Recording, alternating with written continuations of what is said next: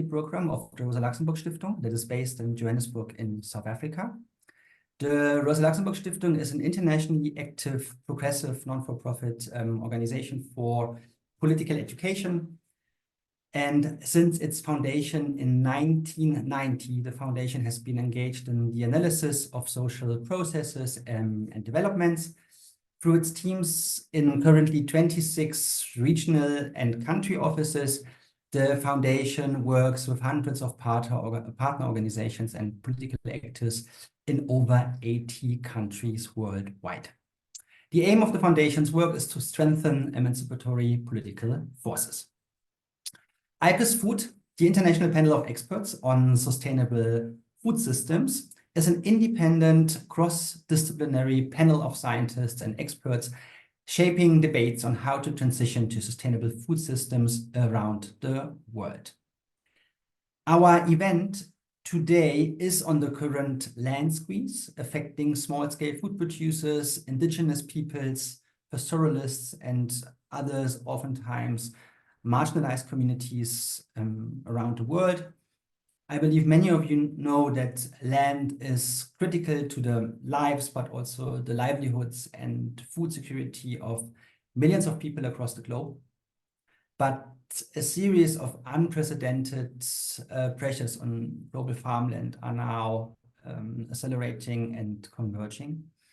And this land squeeze that we can observe is driving a surge in land inequality, rural poverty, and food insecurity, and eventually risking a tipping point for smallholder agriculture in general. In this online event today, we will present the main drivers of the current land squeeze, and we will also present concrete policy prescriptions of what can be done to achieve land access equality. Our program for today is we will first listen to a presentation by Nettie, Wiebe, and by Susan Jomba, two of IPES-Food's experts responsible for this report.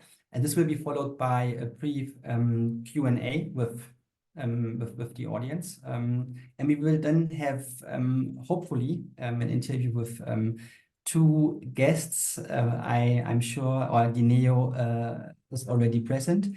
And we hope that our fourth guest from Indonesia, Ruka Zambolingi, will still join. And they will present struggles for land on the ground. And of course, afterwards, we will also open up the debate for everyone. Before we really start, I would like to give one last technical remark. You are invited to ask questions to the speakers via the question and answer tool, the Q&A tool. And if possible, please also indicate to whom you would like to ask the question. And please use the chat for technical questions only. And unfortunately, we will take questions and comments in writing only. I'm very pleased to introduce to you our two first speakers. We will start with Nettie Wiebe. She is a member of IPES-Food, and she has combined farming with social activism, political engagement, and academic work throughout her life. She farms in Canada, growing organic crops and raising cattle.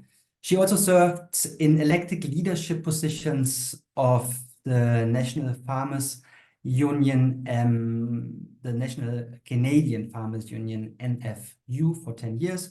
And under her leadership, the NFU helped found and build La Via Campesina, the global peasant, small-scale farmers, rural workers, and indigenous peoples movement. I also hope that Susan Jomba will join us right on time. Susan Jomba is also a member of the IPES-Food panel and the director of Vital Landscapes at the World Resources Institute, where she leads the organization's work on forest protection and landscape restoration, food systems, transformation, water, and governance. She is a scientist with extensive research and development experience in more than 20 different African countries, and she is a global ambassador for the Race to Zero and Resilience under United Nations High-Level Champions for Climate Action. I would like to invite Nettie now to give us a first introduction into the report. She will focus on two drivers, what is called in the report as land grabbing 2.0. What is hidden behind this term, I'm sure she will present it in just a second. And also secondly, the second driver, which is food systems reconfiguration. Nettie, it's a really privilege to have you here today, and the floor is yours. Hello, and welcome to everyone who is participating in this discussion. I'm very pleased to be able to present some of the key findings of this, what we think is an important report. Land is a complex issue, and we knew when we undertook this research that we wouldn't be able to cover nearly everything, but we think that there are some key drivers here and some key considerations that we need to analyze and definitely that need work globally. All of us are related to land, and Jan mentioned that I farm, so I have a specific relationship to the land I'm on, but all of us have a relationship to land. It's the earth we walk on. It's provides us with food, and it is, of course, deeply embedded in our cultures, in our identity, in how we belong to the earth. So this isn't a topic, the access to land and our relationship to land isn't just a topic for farmers, it's a topic for everyone to think about. And the accelerating land inequality is a concern for everyone. And you see from the illustration here that there's been a huge concentration of access to land and ownership and control over land, which has huge implications for food security and, of course, for rural life and specifically for small-scale farmers, marginalized peoples, indigenous peoples. This takeover of the land has huge effects for all of us. You can see from that graph that the concentration of control over farmland, 1% of farms control 70% of farmland. So this is a huge problem, this land squeeze. It's not just driven by concentration of farms. There's also resource grabs, green grabs, an expansion of mines. So there's a lot of pressures from various parts of the way we've reorganized economies on land from many directions. As you see from this slide, we've collated the squeeze into four components, basically: land grabbing, green grabbing, expansion and encroachment, mining and other uses of land, and then the whole food system reconfiguration. I'm going to talk about the first and the last of those, food systems and land grabbing, a bit, but and Susan will deal with green grabbing and expansion and encroachment. But let me just point out this important piece along the bottom of this graph, which is that land grabbing is not new, but we are in a new era of land grabbing. There has been centuries of enclosures of the commons, and of course the whole aspect of who owns land, who controls of land, it is deeply affected by patriarchy, racism, and the way we view land, that land is considered to be a productive asset mainly, and all of those other aspects of land are often ignored and marginalized. And now we have a new phenomenon, and Susan will talk about that more, about green grabbing. All of us know that climate and ecological breakdown has a huge impact on not only our climate, but our land, and all of that is now being re-scripted into a new phenomenon called green grabbing, that we've called green grabbing. So these are the root causes. We've tried to, in the report, outline the root causes of what's driving this land inequality. One of the big pieces of the land grabbing is the financial aspect of it, the financialization of land.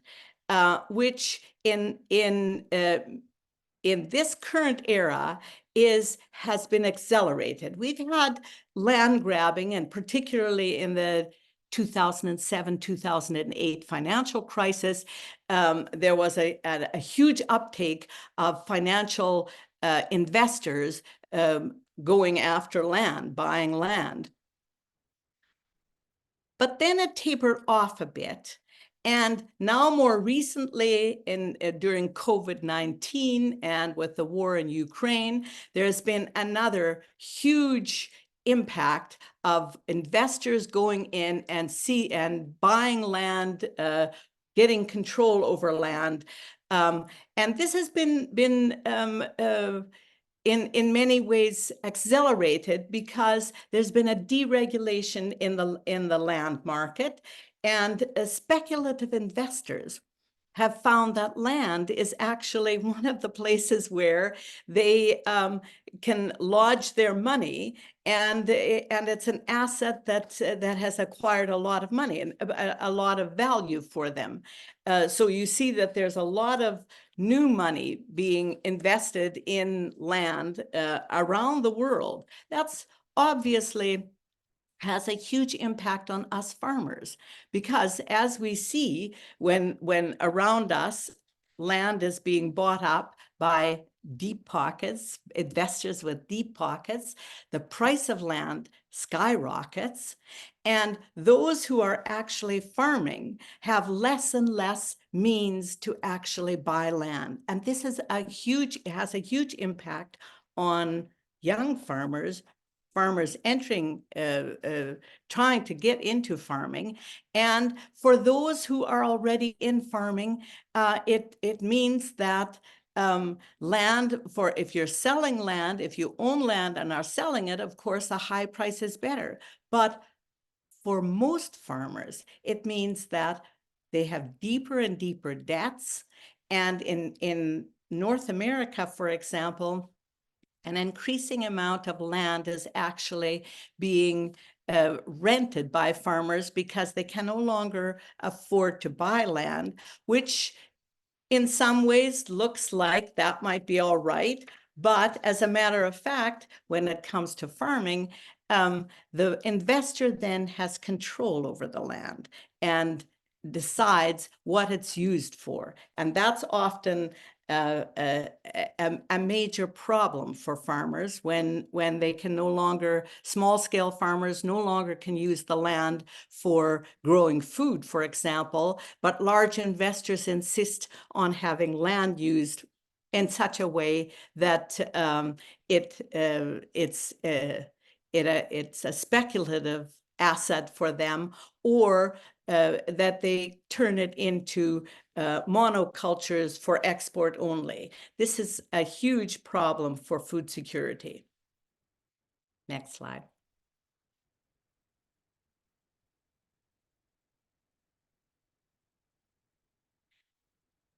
You can see, as I said, that there's been a huge increase in speculative money in various parts of the world. And the report it goes into some detail as to where these investments are the most egregious and the most have the largest impact.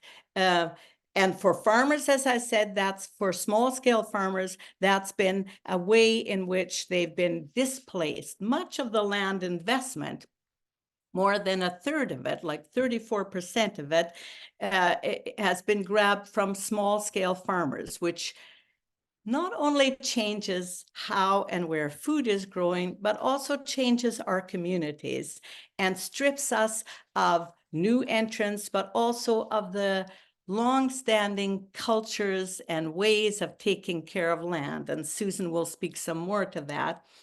But also in displacing the people who have lived on and taken care of that land over many centuries, forever, you lose the wisdom of how to use that land in more in better ways, how to protect the biodiversity. Next. When you're looking at the number of transnational land deals over the last 20 years, you can see that there's been a huge increase in the number of transnational deals. And I would just like to say that that has changed, and I've said a bit about that already, but that has changed how agriculture and how food systems operate. In much of this land grabbing, it's been investors and pension funds, speculators, but also major agribusiness corporations have merged and become key drivers in how food systems are transformed. The whole industrialization of agriculture has been spread throughout the world and displaced small-scale production and gain control over how food systems work. So industrial agriculture and agribusiness have been huge players, and the deregulation and trade agreements, of course, have provoked and encouraged this, and basically handed control over food systems to some major international players. You can see from the graph that Syngenta, Bayer, BASF, Corteva control 50% of the market of seeds and 62% of fertilizers and input. So when we as farmers are in the market, we're encompassed in these global food chains controlled by this agribusiness.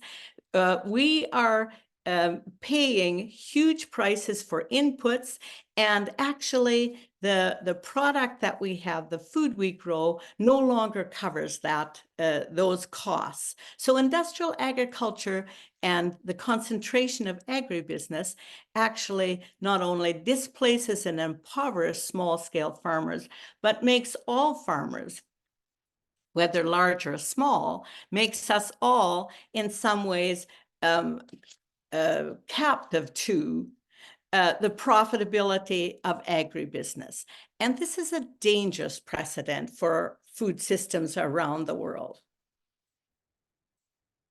Next.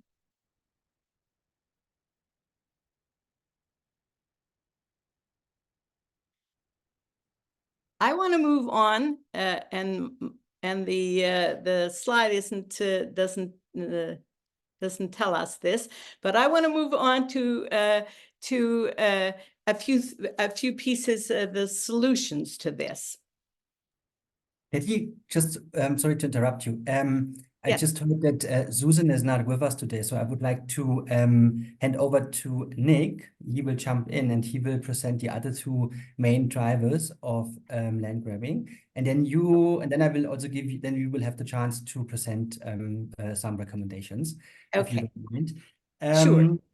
Thank you, Sure. Nettie. It was really interesting, and thank you so much for presenting these two drivers that are driving land grabbing these days, land grabbing 2.0 and food systems reconfiguration. In the very beginning, I announced Susan. It won't be Susan, it will be Nick Jacobs, who will be with us today. Nick Jacobs, he's the director of IPES-Food, and he is a specialist in agri-food trade and development policy with a background in media, communications, and political research. From 2011 until 2014, Nick was a member of the support team of to the United Nations Special Rapporteur on the Right to Food as the communications and research assistant. Previously, he worked as a journalist for Agra Europe, providing coverage of European Union's agriculture and trade policy and writing in detail on common agricultural policy reform in Europe, biofuels, GMOs, trade negotiations, and other issues affecting the European Union agricultural sector. Nick, it is a pleasure that you're here with us. Nick will now continue the presentation from Nettie, and he is going to introduce the remaining drivers, which are green grabbing and fourthly, the expansion and encroachment. Hello, Nick, and I'm looking forward to your presentation. Thanks very much, Jan, and thanks, Nettie, for introducing the first two drivers. So as Nettie mentioned at the beginning, in this report, we really tried to look comprehensively at all of the different factors that are putting pressure on farmland globally, and we identified these four big groups of drivers. And Nettie mentioned land grabbing 2.0 with this big aspect of financialization. She mentioned the reconfiguration of food systems. The next and maybe the biggest driver is green grabs. And the first thing to say about green grabs is that, again, this is nothing new. Green grabs are a type of land grabbing. And really for centuries, there have been approaches to conservation of resources that have taken land away from communities into the hands of governments and powerful actors. What we're seeing now is a massive rise of this form of land appropriation. Over the last 10 years, it's really become one of the dominant types. And today, these, what we refer to as green grabs, actually account for 20% of the documented kind of large-scale land deals taking place around the world. This takes a variety of different forms. One of them is carbon offsetting. And again, this is a relatively new trend, but it's having huge impacts around the world. And you know, after maybe several years where there wasn't so much public attention to kind of large-scale land deals in Africa, there were some quite surprising headlines at the beginning of this year when we heard about 25 million hectares of land being set aside in 5 different African countries by one environmental asset creation firm based in the Gulf called Blue Carbon. So these are agreements signed with governments, signing over huge amounts of forest and farmland to be used for carbon offsetting, meaning that this land will be used to supposedly draw down the emissions from companies, industries around the world. So this is a huge new and rising pressure on farmland. We're also seeing the emergence of kind of clean fuels. And if we think back to the last big land rush around 2008, there was a huge outcry about biofuels and the diversion of food and farmland to the production of bioenergy. That's still going on today. And what we're seeing in addition to bioenergy is a huge expansion of some new supposedly clean fuels. And one of those is green hydrogen. And this is an area of big concern because this is a fuel that's being touted as a clean kind of miracle fuel that's going to be able to power Europe's green transition. But the problem is that this requires lots of land and water. And the plans in Europe are to get at least half of the green hydrogen they want to produce from other regions, including North Africa. And this is done on supposedly marginal lands, but quite often these are actually rangelands that are being used by pastoralists and farmers. and often happening in water scarce areas. So again, huge pressures on the land and the resources that communities need to feed themselves. There are also very big risks associated with conservation, nature reserves, and a variety of different things happening now in regard to biodiversity policies. And over the last couple of years, there's been huge progress in developing the global biodiversity framework, and governments are really finally paying attention to this problem.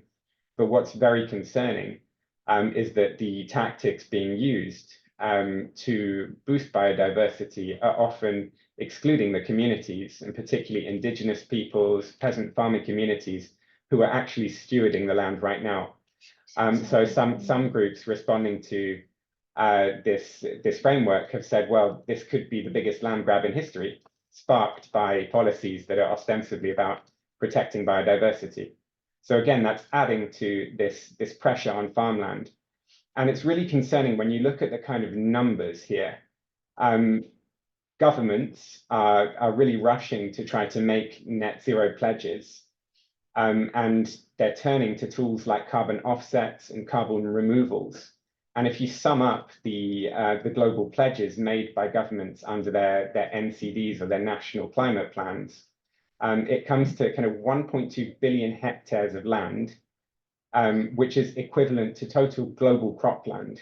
And all of that land is supposedly being set aside for drawing down carbon from the atmosphere. So that raises huge questions about the current users of that land, access to land for farmers and communities. And it's especially worrying because the data suggests that about half of this land that's covered in these pledges is land that's used by indigenous communities and other marginalized groups. So there are huge trade-offs here and huge risks associated with green grabbing. If we can move to the next slide, very briefly, just to demonstrate these risks. Obviously, this is a cycle, and industrial agriculture is something that Nettie was just mentioning as a huge driver of the land squeeze in itself. And you see that here demonstrated on the left. Industrial agriculture is also a huge driver of climate change. And in response to climate change, we have this green agenda, green economy agenda, some of which is making critical progress. But also a part of that is this rise in green grabs. And together, the pressures from industrial agriculture, land grabs, and these rising green grabs are really squeezing farmers in the various ways that you see in the middle, and in that process, reinforcing the ecological breakdown, the pressures on ecosystems and on the climate. So this is an extremely worrying, vicious cycle that will have to be broken.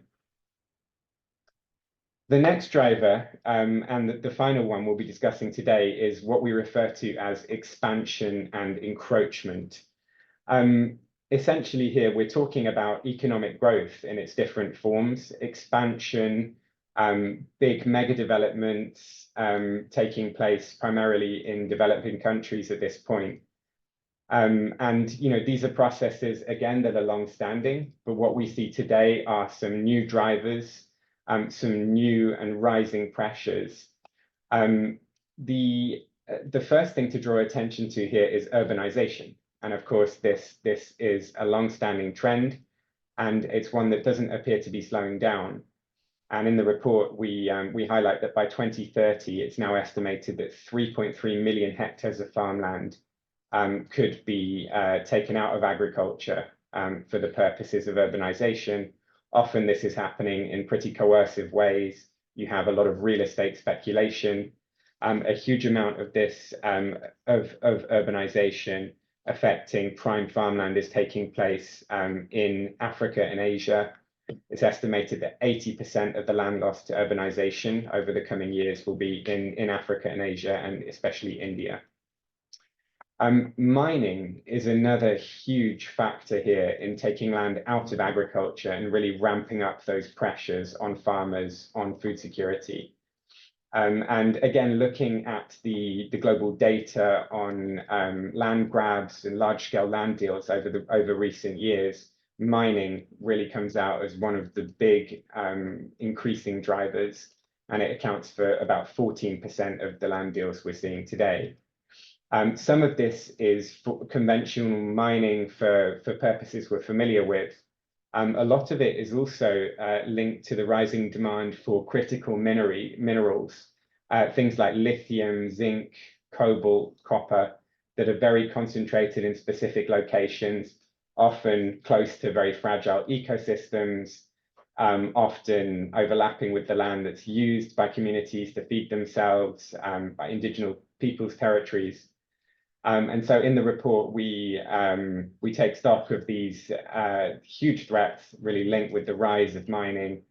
And what's particularly concerning is that in so many parts of the world, these projects are going ahead with very little government oversight, with very little concern for the huge ecological devastation.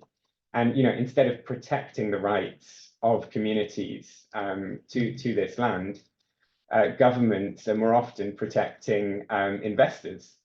And the tool they're using to do that is investor-state dispute settlement, these very shady protections and laws that are brought into trade agreements kind of through the back door to protect investors. And typically that's been in some big industrial sectors where investors have been able to draw on these clauses in trade deals to say, well, you promised that we could exploit this land, so the host governments don't have the right to bring in environmental rules or to put any conditions on what we're doing. And very concerningly, these kind of clauses are being invoked more and more often for agricultural investment. So big agricultural land grabs of the type that Nettie was mentioning, even there, the investors are able to draw on these kind of protections to be able to push forward with deals, even when there are concerns about the effects on local communities. If we can move to the next slide. We're now going to start to wrap up and talk about the solutions. We've identified so many problems, this vast range of drivers of this land squeeze, but we also were able to identify a lot of solutions, a lot of positives out there as well, taking place sometimes at local scales, driven by communities and governments around the world.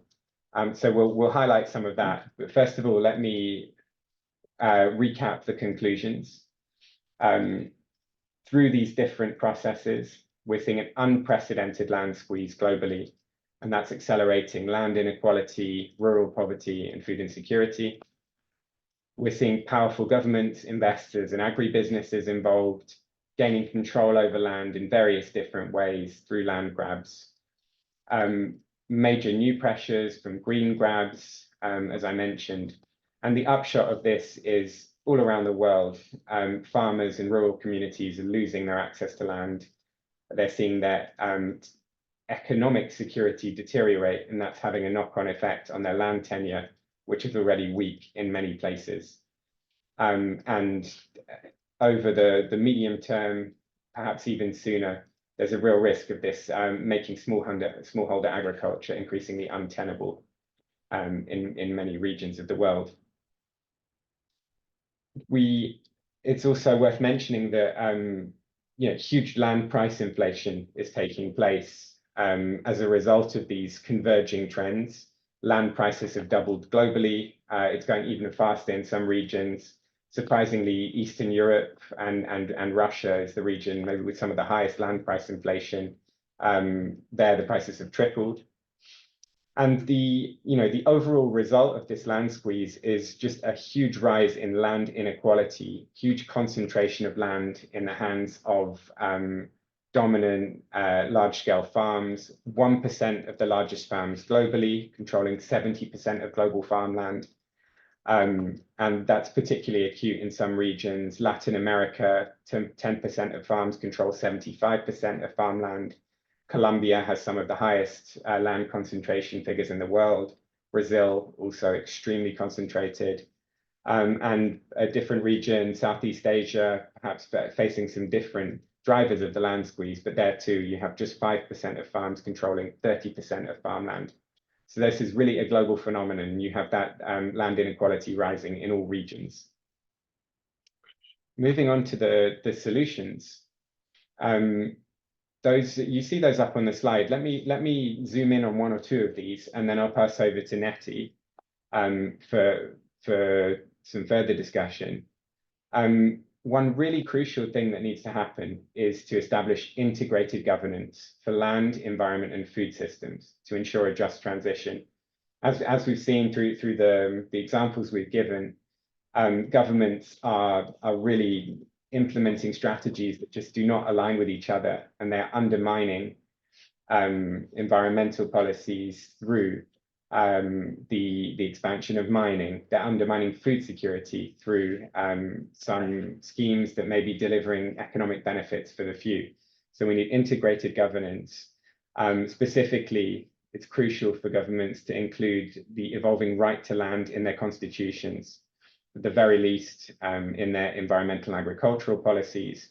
And of course, we mentioned climate policies, the national biodiversity strategy is now being drawn up under the new global framework.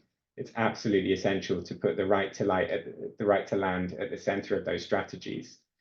And within those those global climate and biodiversity frameworks, we really need to turn things on their head.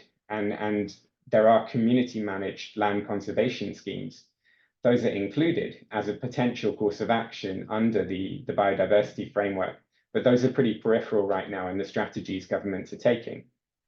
So those steps need to really be the central part of the strategies governments put in place. It's community-led responses to address climate change, to address biodiversity while continuing to produce food and feed local populations. There are also local governance changes that can happen.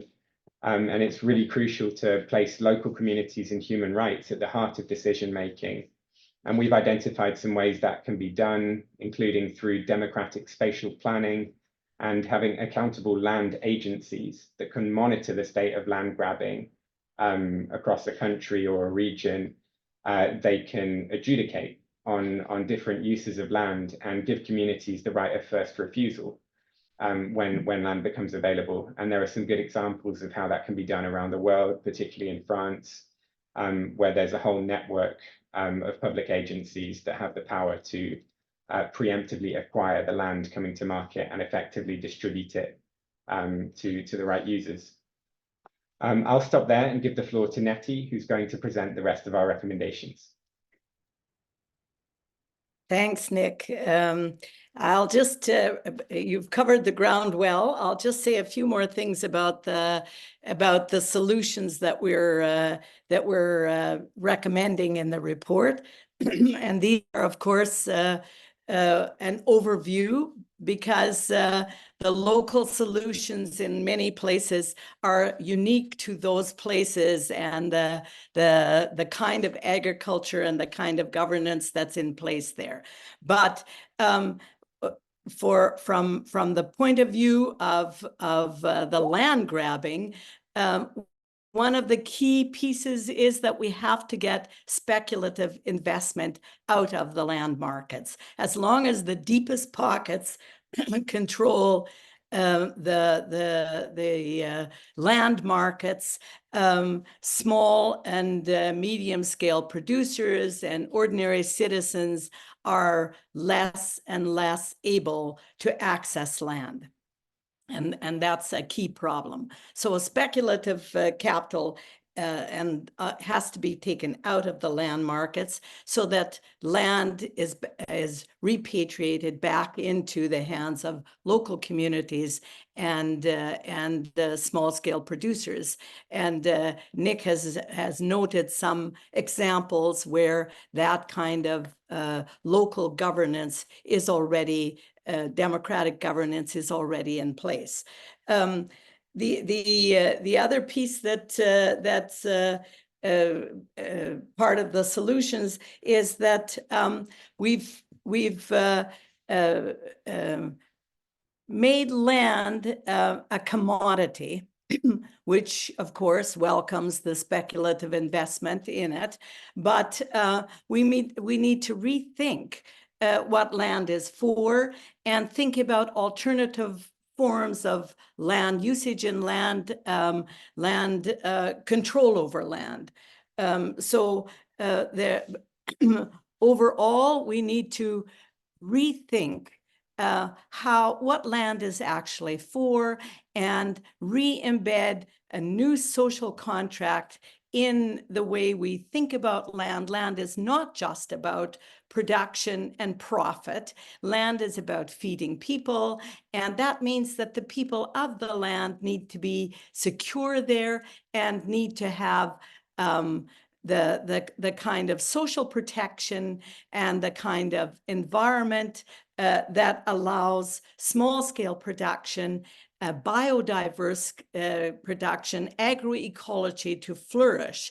And that those solutions are not easily forged, but they are absolutely necessary. And I think we're in a moment in terms of the land squeeze, in terms of use of land, in terms of how we view and value land, that we need to move into those new directions of agrarian reform, putting human rights and food sovereignty at the heart of it, and move to new ways of ensuring that the people who actually look after the land and who still even in this modern era of trade and agribusiness still actually feed the majority of people in the world, that those indigenous communities, small-scale farmers, and ordinary citizens have access to land and food sovereignty. So I'll stop there. Thank you so much, Nick, and thank you so much, Nettie, for giving us a first, impression about the content of this very long report, and I can highly recommend to read it completely. And if you don't have enough time, then maybe the summary will do as well, but I highly recommend to read the entire report. Let me also use this as an opportunity to invite everyone to contribute questions and comments. We will now continue with Dineo. She will give us a more profound overview or a glance what is happening in different local communities in South Africa. Dineo Skosana, she is a senior researcher and the leader of the coal mining project that examines South Africa's transition from coal mining and burning to clean energy at the Society Work and Politics Institute at Wits University in Johannesburg in South Africa. And her focus is on mining-induced dispossession, which is central to rationalizing, amongst other reasons, why the just transition from coal is really necessary in South Africa, but I believe globally. She has worked and published extensively on the continuing salience of traditional leadership in post-apartheid South Africa, and she has a great interest in indigenous politics, rural struggles, politics over land, sacred sites, heritage, and belonging. Hello, Dineo. It's a pleasure to have you today. And I would like to start with the question, which is, what are the key drivers of growing land inequality and declining land for smallholder farmers? And maybe you can also please provide a little bit of an overview of the local context here in South Africa.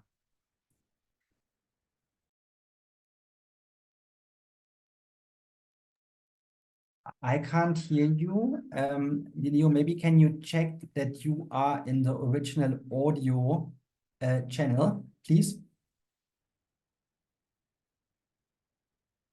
Can you hear me now? Yes, now, please. Yes. Okay, fantastic. Thank you so much for providing this platform and for really producing a fantastic report. And good afternoon to the audience and everyone joining us from all walks of life. I think within the context of South Africa, I'd like to draw attention to three factors that are key drivers of the growing land inequality for smallholder farmers. Firstly, South Africa has a dual system of governance. We have a democracy and we have a traditional authority, both which govern concurrently. And my submission is that the unsolved role of traditional leaders in our democracy and the inherited role in land administration positions them at the center of local political economies. We see this in platinum and coal mine communities in South Africa, where traditional leaders play the role of transferring customary land to extractive industries, leading to the privatization of common land in rural South Africa. So I argue that traditional leaders are agents of dispossession in the current political dispensation. Now, secondly, I think the failed land reform policy and administration in South Africa contributes extensively to land inequality.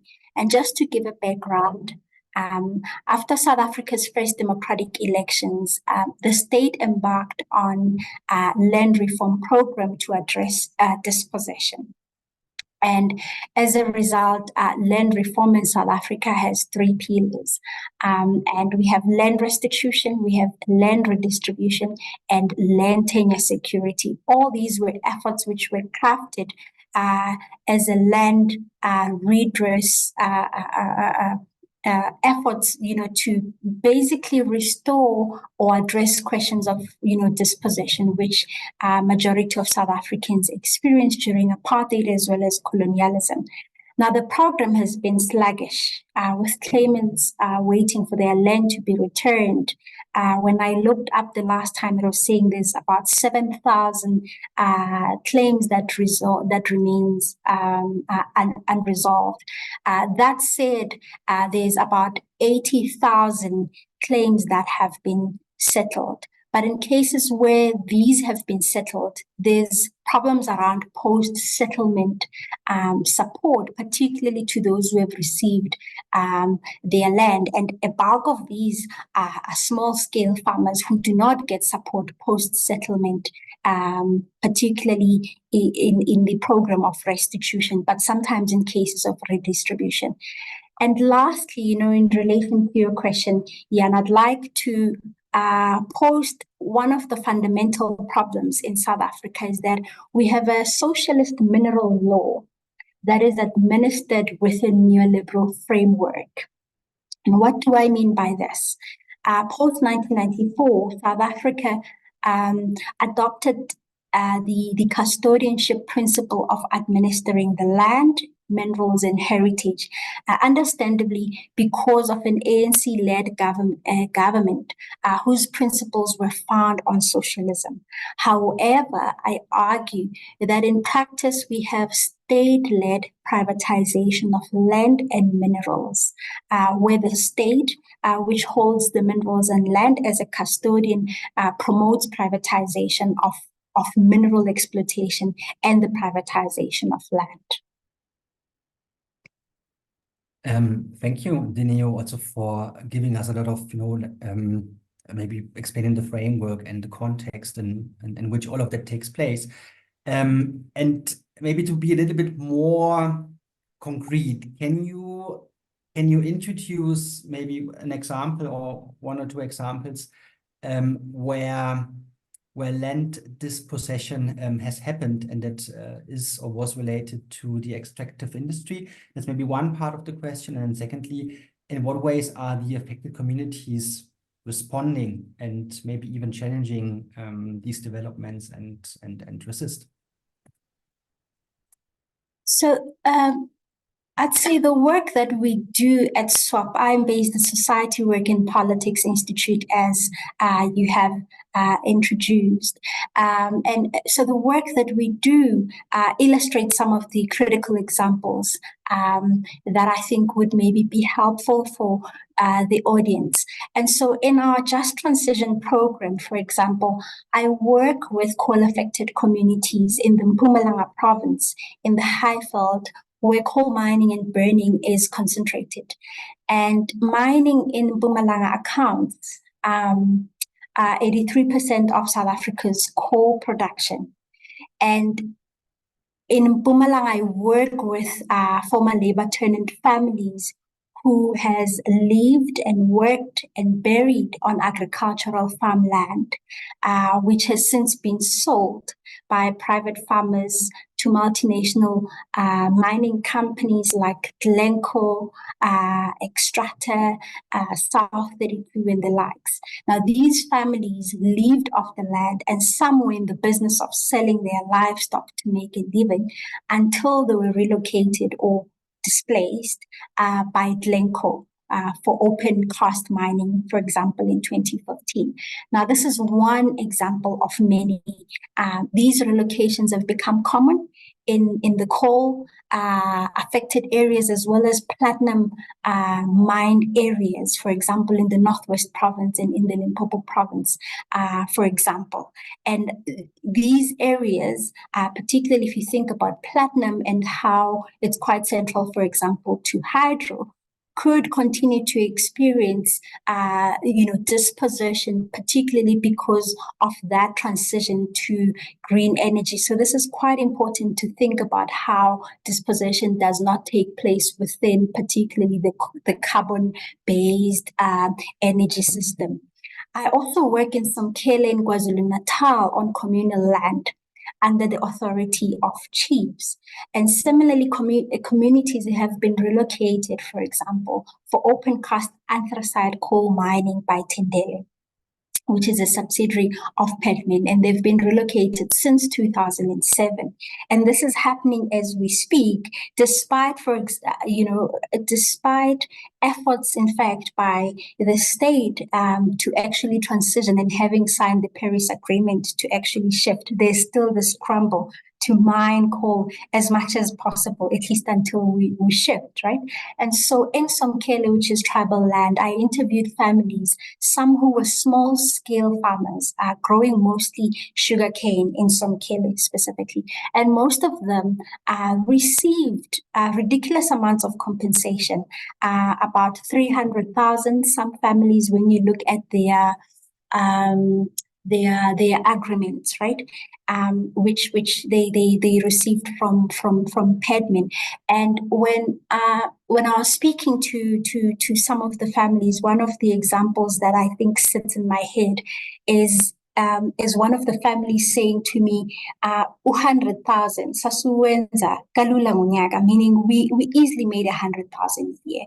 But obviously that was not factored into considerations about compensation.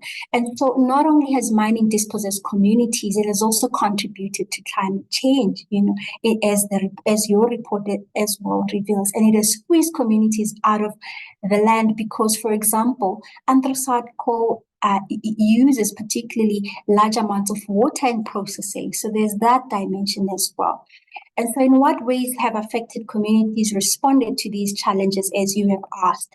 There has been a strong resistance by communities in forging alliance with local and international-based environmental justice organizations. And I think we can't speak about resistance to extractivism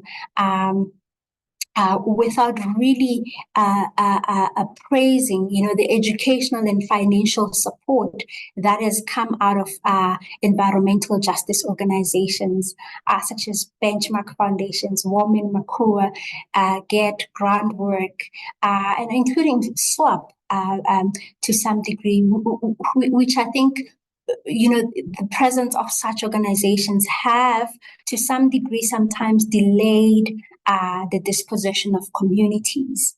But also what has become evident is that these struggles have now entered courts, and so the financial support of some of these environmental justice organizations have been quite central, particularly in challenging, the dispossession in courts, and where we've seen activists putting their bodies and dying to defend their land rights.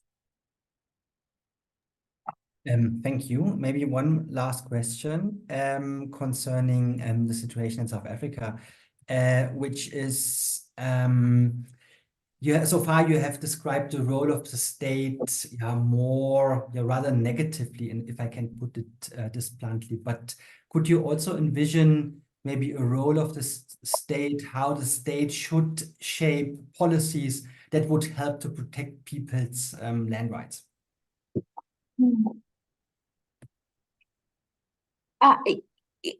I think, your question is so important, and for me, it gets me thinking about what kind of a state are we referring to? Because extractivism mostly takes place in post-colonial states, right? States that are still trying to go through processes of reform. And therefore, my argument is that the role of the post-colonial or an apartheid state is to humanize the people who were historically excluded or marginalized from the society. The state's role is to restore the dignity of those who were dispossessed. And so my thinking is that policy can better support the protection of people's land rights if policymakers, first and foremost, understand the meanings of dispossession. What is the meaning of displacement, right? What is the meaning of land and the relationship to citizenship? Right? Policy cannot support the protection of people's land rights if the land is seen only as storage, a container of minerals, if the land is understood to be significant for economic purposes only, right? If the land is understood as only a material thing that is transferable, that which can be bought and sold. In other words, if we consider other meanings of the land, such as the spiritual connections and the intangible values of the land, then policy can make meaningful interventions. And I have one example in mind. For example, when I spoke to, I have interviewed many families, over years, going back to 2013. And in Somkele in 2019, for example, one of the families that I interviewed, old man Gina, Mr. Gina, a sugarcane farmer in Somkele, said to me, whenever I worked on my sugarcane farm, it always rained afterwards, right? This is a gift that I inherited from my father. And his account revealed a spiritual and indigenous knowledge about the land, which land grabbing and dispossession and climate change actually raptures. And so these intricate relations to the land must be understood so that the land is not used as a political weapon for governance. And we've seen in South Africa, we've got upcoming elections tomorrow. Often, questions around land are evoked, particularly, as a weapon going into elections. And so that is a disregard of actually what is the meaning of the land. So I will close in giving an answer to you by saying that policy needs to take seriously as well concerned in legislative frameworks, because in the cases of land grabbing or dispossession locally and globally, there is a fundamental problem about what meaningful consultation is.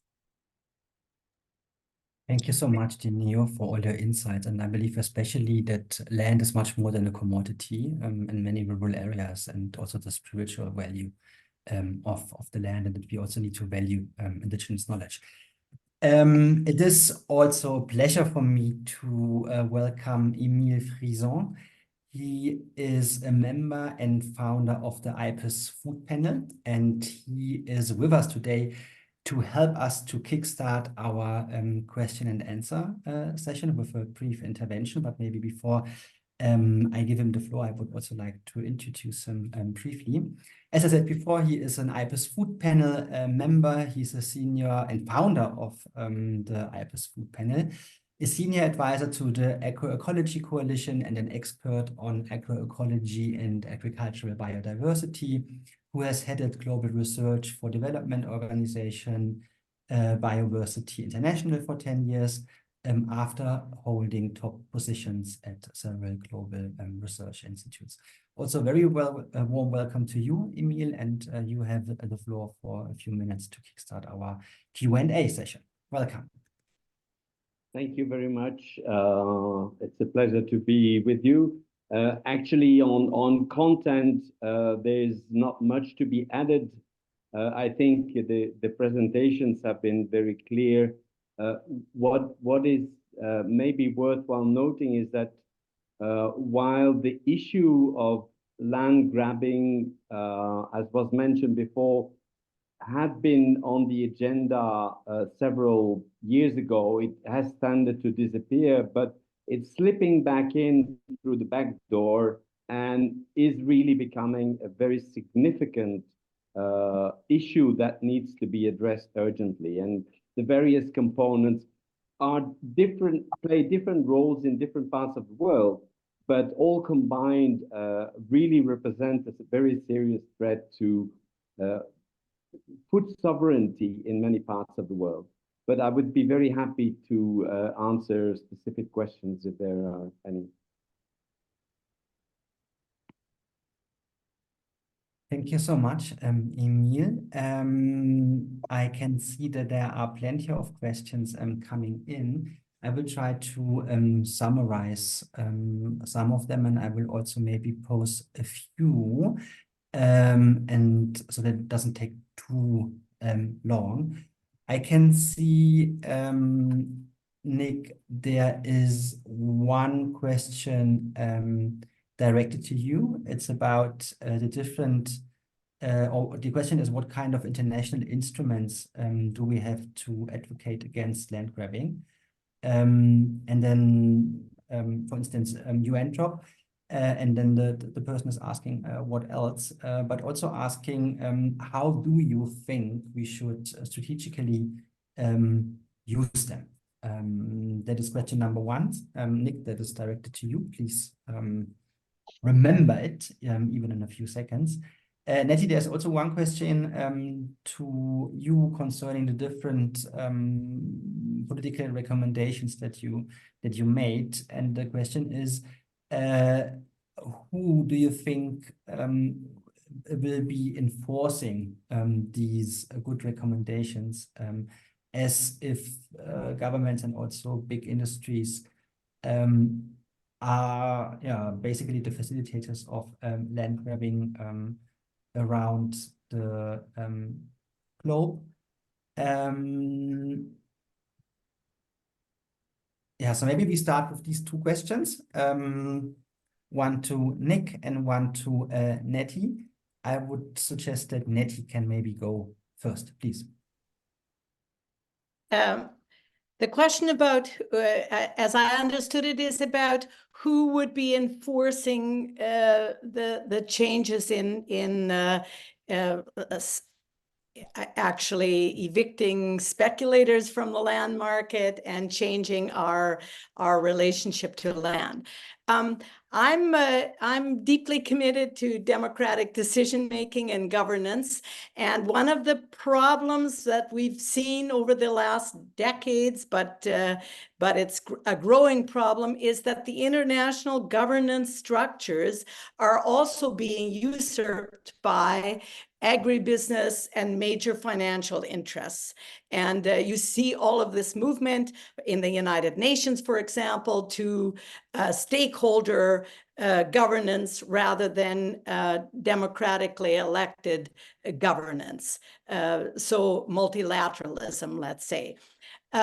So we have in this global context, and those of us who were actually major opponents via Campesina, for example, of the liberalization of agricultural trade, understood that once you hand over the regulatory framework to those major powerful groups, they will use it to displace people and create profits for themselves.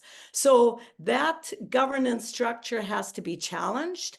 And as Dineo has reminded us, it's not going back to the good old days of traditional leadership, because the traditional leadership is also deeply embedded in patriarchy and racism and colonialism. So we need to forge, as we say in the report, a new social contract, which actually gives priority to marginalized communities, indigenous communities, smallholders, and I don't say this as an idealist. I say this as someone who understands that the current governance structures are destroying the foundations of life for all of us. So it is all of us who need to engage in changing that governance structure and ensuring that citizens, again, have, and in some instances for the first time, have actually the right and the appropriate access to land and governance of that land in the interest of the public. Thank you, Nettie.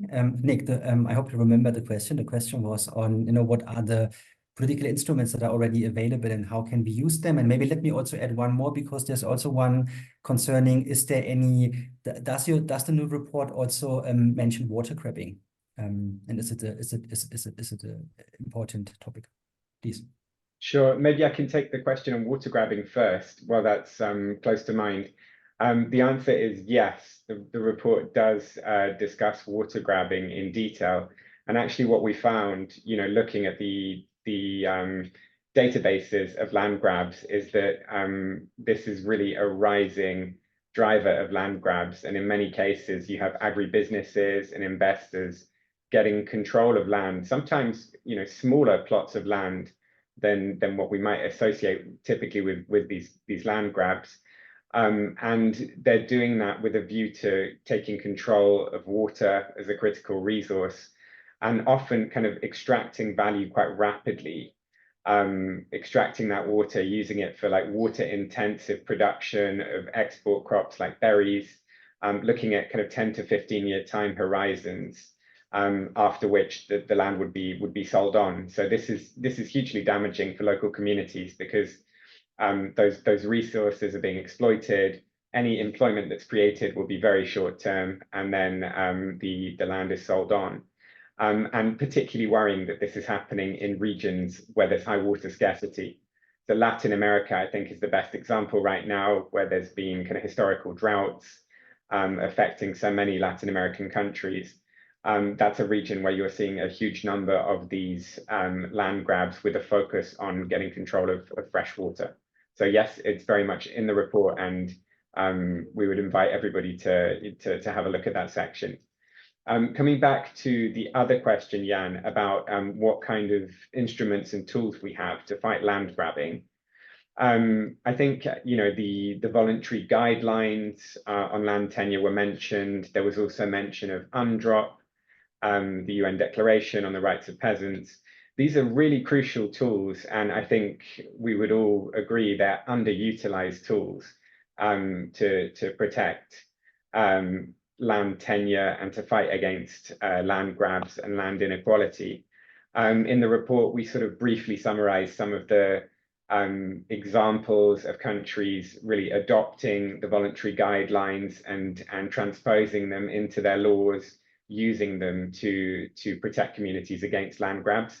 Unfortunately, those examples are quite few and far between, and there's many more examples where they simply haven't been used, and land grabs have been able to proceed. There are a couple of quite positive recent developments which really show how powerful it is when countries build on what's out there, building on UNDROP and really putting explicit legal barriers kind of in the way of land grabs.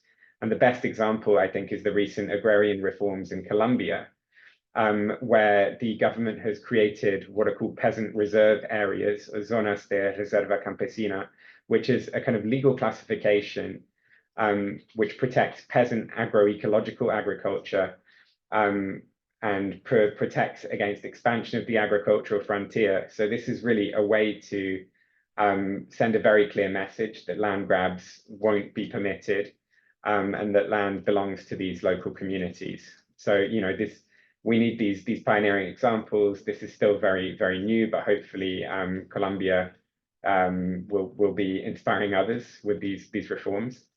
It's also important to emphasize, you know, the environmental agreements. And in my presentation, I mentioned how the global biodiversity framework and the climate pledges that governments are making, you know, these can often be exacerbating pressures on farmland. But in the same way, these tools and the strategies governments are bringing in to meet these goals can also be the solution. And within these frameworks, there are provisions for addressing conservation with communities in a way that strengthens land tenure. And, you know, under the Paris Agreement, there's the Article 6.8 non-market mechanisms for carbon removals.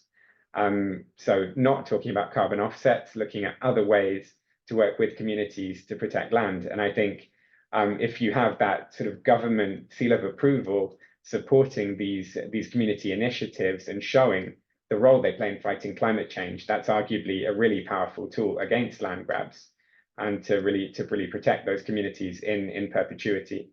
But that involves you know, a change of strategy from governments. And you know, part of the question was then maybe the most difficult part about strategically, how do we use these tools right now? We have to work together through events like this and across civil society to really engage and exert scrutiny where land grabs are happening and empower and really remind governments of the urgency of taking action. I think, again, just thinking back to the big land rush that took place in 2008, I think there was some quite strong pushback against those land grabs once they came to light. And I think the reason that happened was people seeing that companies and investors and really their own governments were implicated in this.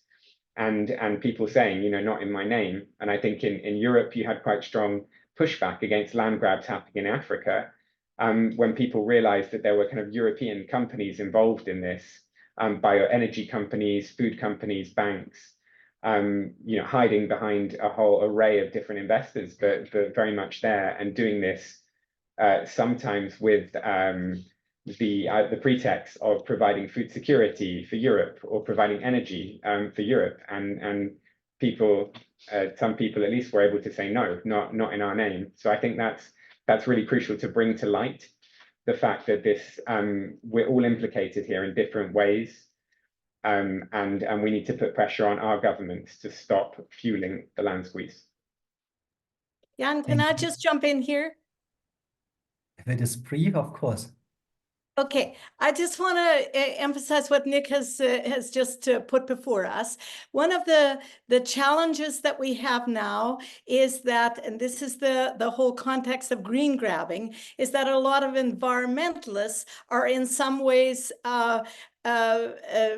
flummoxed by how this how we protect biodiversity, how we deal with climate change, and this report is very timely, I think, because it puts into context a critical analysis of how this environmental new and much needed consciousness about changing our relationship to environments is driving a new kind of land grabbing. And this is a moment where this critical analysis can help us to align the many different sectors of society, environmentalists, us small-scale farmers, peasants, academics, and critical thinkers and actors, civil society, in such a way that we understand the momentum forward and how to organize ourselves and move to change what's going on in a more positive way. So this report, I think, will help us to see those connections more clearly. Thank you, Nettie. I believe we have sufficient time for at least one more round of question and answers. And maybe to follow up on what Nettie has started to talk about the nexus of green grabbing, climate change, and land grabbing. So there are two questions that are not really directed to anyone in particular. So also maybe that's an opportunity for Emil to join the discussion. And there's one question I would like to pose directed to Dineo. The first one, which is not really directed to anyone in particular, is concerning climate change and the impacts of climate change. And the question is, how shall we deal with the climate change conversations that call for carbon offsetting and clean fuels, and how does this affect food security? Is it time that we challenge all of this, for instance, through conversations at the COP? That's question number one. And then the second question is about regulation. And the person says, I imagine that this varies from country to country, but are there any regulatory authorities that approve very large-scale land deals, or are there other actors involved in these interactions beside maybe the landowner and the investor? So I guess this also refers to the role that the states needs to play. So these are the two questions that are sort of open for every panelist to provide an answer for. And then I believe, Dineo, this is also a very important question, which is the person asked about your opinion on what strategies and political articulations can be appeal in all these processes, especially in the context of a rise of far right and also neo-fascism. Who wants to start? We have the climate question, we have the regulation question, and we have the right-wing question that is directed to Dineo. Dineo, do you want to go first, or do you want to have a little bit more time to think? And then I would give the floor to the other panelists. It's up to you. Whoever unmutes his or himself or herself first can speak. Please, Emil. Maybe on the carbon aspect, I think this is part of the green grabbing that has been described in the report. A lot of the policies. Well, maybe it's important to position this also in the larger context of the food system governance as a whole. I mean, land governance is part of an important part of what should be and how food systems should be governed in a more democratic way, in a way that is really in the interest of both the producers but also the consumers, and not just in the interest of a small number of people that are in between the two. And so I think that setting the right regulations in place to prevent abuses, not only on the land grabbing, but also on the way that agriculture is being pushed still today more and more towards industrial models that are themselves a stimulus for concentration in the land. So I think this issue of regulation comes back to what Nettie already referred to in terms of citizens needing to really push their own governance to take their responsibilities and really put in place the necessary measures to control and prevent undesirable effects. In many, the question on how governments are involved in some of these land grabs is very clear that in many developing countries, the governments have been corrupted in giving access to land, often land that was claimed to be unoccupied, while in fact many people were evicted from the land that was so-called unoccupied and given to well, private or other investors also often with the promise to employ the people that were living in those areas in the newly expropriated land. And all the cases that have been documented show very clearly that a very small proportion of the population has actually benefited from that, and the majority have just been pushed out of the area. So there is really a need to point the finger to those cases of really corruption where under false pretenses land has been given or sold away at the expense of the people that were living off that land before. Thank you, Emil.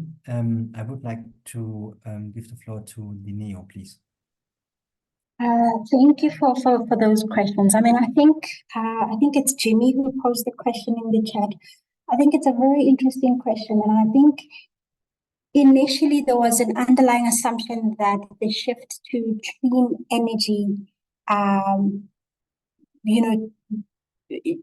mean, challenges issues around challenges climate change, and then basically then could maybe bring about or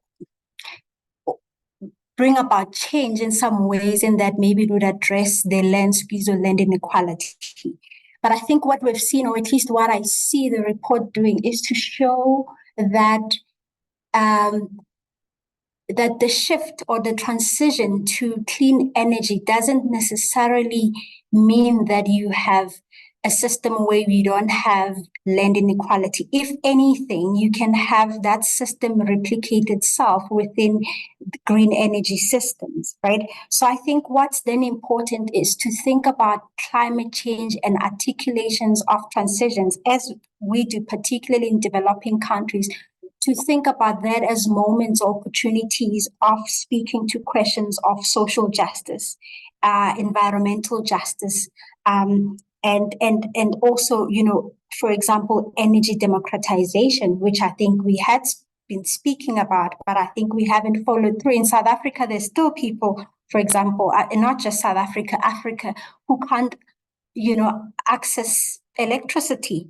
And yet we're shifting once more to another system. And so what it shows is that there are lingering questions around social justice that I think can be opened up as we shift to the clean energy system. So it's quite an important question, which I think we can think about. So the just in the transition, I think, is quite important. To not just say it as a buzzword, but to think really critically about what it means in terms of how we shift as a society, and how we challenge notions of inequality, for example. I hope that makes sense.